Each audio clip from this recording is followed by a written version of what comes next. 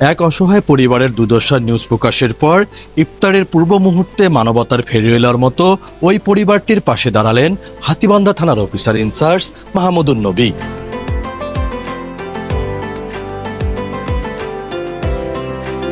আজ সোমবার বিকালে ইফতারের পূর্ব মুহূর্তে লালমনিরহাটের হাতীবান্ধা উপজেলার সিঙ্গিমারি ইউনিয়নের ৪ নং ওয়ার্ডের অসহায় নবীজনের বাড়িতে ইফতার সামগ্রী ও কয়েকদিনের খাবার সহ নগদ অর্থ প্রদান করেন।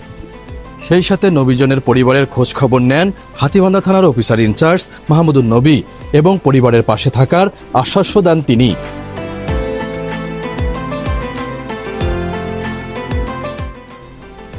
ইফতার সামগ্রীর সাথে চাল, আটা, মুরগি ও চিকিৎসার জন্য নগদ অর্থ পেয়ে আবেগে আপ্লুত হয়ে মাথায় হাত বুলিয়ে দেন নবীজন নেছা।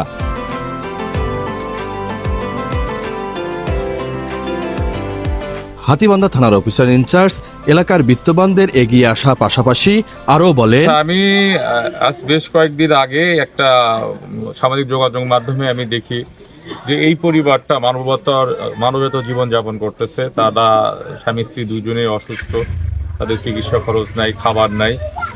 তো বিষয়টা আমার দৃষ্টিগোচর হওয়ার পর আমি সিদ্ধান্ত নিয়েছিলাম যে তাদের সাথে আমি দেখা করব এবং আমার পক্ষ থেকে যতটুকু যৎসামান্য দেওয়া সম্ভব সেটা দেব। তো আজকে সেই নিরিখে আজকে তাদের বাসায় এসেছিলাম। আমি আমার পক্ষ থেকে কিছু যৎসামান্য তাদেরকে দিয়ে সাহায্য করতে পেরেছি। এটাই আমার কাছে সবচেয়ে বড় পাওয়া। আমি মনে করি যে আরও অনেকেরই তাদের জন্য এরকম আরও অনেক অসহায় নিপীড়িত মানুষ আছে যারা মানবেতর জীবনযাপন করতেছে, তাদেরকে সাহায্যের হাত বাড়ায় দেওয়া তাদের প্রতি।